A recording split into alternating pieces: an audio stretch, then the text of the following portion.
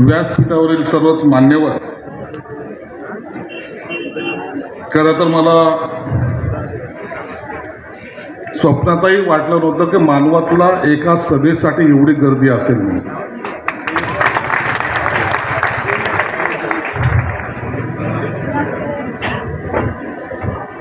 मागचे माझे काही सहकारी सांगतायत, साहेब गर्दी आणखीन वाढली असती परंतु काहीतरी कोंडलेत म्हणे कुठंतरी. हे भाऊ थोडं एक मिनिट. मानवत शहर हे सगळं इतिहास घडवणारं शहर आहे.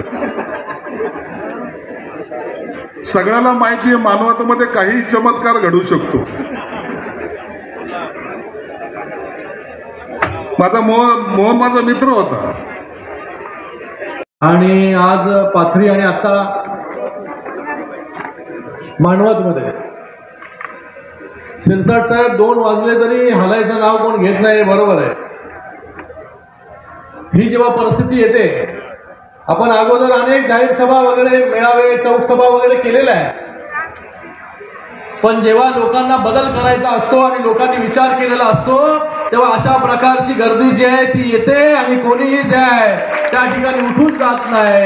एक निर्धार जो आहे हा लोकांनी आज केलेला आहे या मानवतमध्ये.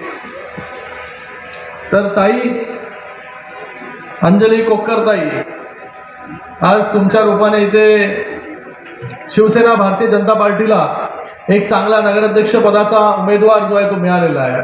उच्च शिक्षित उमेदवार आज आपल्या रूपाने आज मानवतमध्ये आहे. काल देखील मी वेगवेगळ्या सभेमध्ये गेलो, तिथे देखील 2 डॉक्टर नगराध्यक्ष पदाच्या उमेदवारीसाठी होते. आणि डॉक्टर जे आहेत जनसामान्यांमधून, ज्यांचं काय पॉलिटिकल कनेक्शन नाही, काय नाही, असे देखील जे आहे नगराध्यक्ष एक भारतीय जनता पार्टीकडून होता आणि एक शिवसेनेकडून होता डॉक्टर. तर अशा बसा सगळ्यांनी बसून घ्या सगळ्या. Subscribe now and press the bell icon. Never miss an update.